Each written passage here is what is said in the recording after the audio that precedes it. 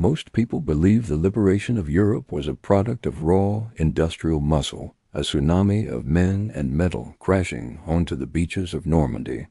The greatest generation just outdid the Reich until the numbers finally swung in their favor.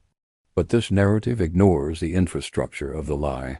The hidden truth is that the most pivotal battle of the 20th century was won by an army that didn't exist, led by a general who was technically grounded and fought with weapons that could be carried in a suitcase. This wasn't just a military operation. It was a systemic gaslighting of the German High Command. In 1944, the Allies didn't just break the Atlantic Wall. They convinced the enemy to build it in the wrong place. This is the story of how Operation Fortitude turned air into armor and silence into a death warrant for the Third Reich. By 1944, the old world felt like a concrete prison. Hitler's Festung Europa wasn't just a defensive line. It was a geological statement of sovereignty. The Atlantic Wall stretched from the Pyrenees to the North Pole, a systemic fortress designed to make any amphibious assault a statistical impossibility. The status quo of warfare, big guns, thick walls, and divine right was working in the Germans' favor.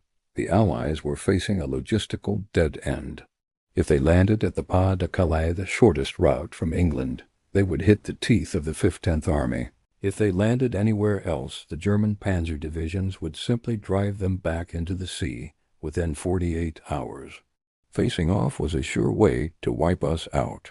The common solution, more ships, more planes, more blood, wasn't enough. The Allies needed a pattern interrupt on a global scale. They didn't need a bigger army. They needed a ghost that looked like a giant. The status quo failed because it relied on the common solutions of the time, high walls and raw numbers. But the Allies began to operate on a different logic of survival. They realized that the German intelligence machine was a predictable algorithm.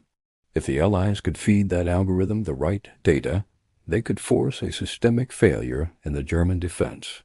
Operation Fortitude was a clever plan, creating illusions that made the impossible seem certain while hiding the truth in plain sight. Enter the 1st United States Army Group, FUSAG. On paper, it was a juggernaut of 1.1 million men positioned in Kent, directly across from the Pas-de-Calais. In reality, it was a blueprint for a phantom. The architect of this deception wasn't just a general, but a collective of artists, actors, and radio operators who understood the logic of survival. The core of the strategy was the first Ghost Army. They didn't use steel. They used pneumatic architecture. Thousands of inflatable rubber tanks, balsa wood planes, and canvas landing craft were deployed across the English countryside. From a German reconnaissance plane at 20,000 feet, the infrastructure of an invasion was undeniable. But the genius wasn't just in the rubber. It was in the radio static. Allied operators created a systemic web of fake chatter, orders for laundry, reports of broken-down trucks, and personal letters, all designed to be intercepted. Then they added the ultimate credibility disruptor, George S. Patton. By placing the most feared Allied general in command of a fake army, they turned his tactical reputation into a strategic shield. The German intelligence, the Abwehr, looked at the raw data and saw a monster. They ignored the real build-up in the West because the pattern recognition of their own bias told them Patton wouldn't lead a secondary attack. The Allies weren't just hiding Normandy.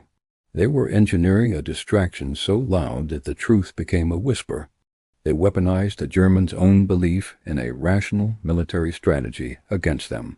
The tragedy of execution lies in the terrifying fragility of the lie. Operation Fortitude almost collapsed under its own complexity.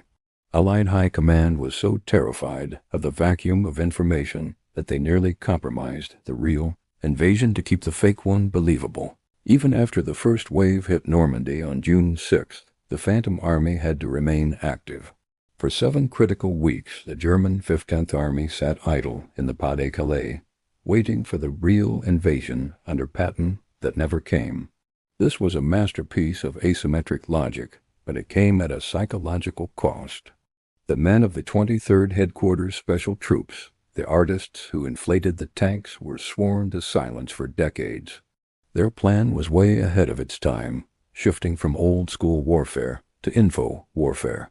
The vacuum they left behind was filled by the birth of the modern intelligence state. The plan was modified by later superpowers who realized that you don't need to win the physical battle if you can control the enemy's map. The Ghost Army was eventually disbanded, and their lessons were buried in classified files, but the DNA of their deception had already altered the nature of global conflict forever. Today, the modern shadow of Operation Fortitude is the very air we breathe. We live in an era of systemic deception, where bots, deepfakes, and gray zone warfare have replaced the inflatable tanks of 1944. The instincts of this forgotten history, that the map is more important than the territory, now run the digital world. Whether it's algorithmic manipulation or psychological operations, the blueprint remains the same. Control the perception and you control the outcome. We are still the commuters in a world of braking vehicles, trying to distinguish the rubber from the steel. History isn't just about winners and losers.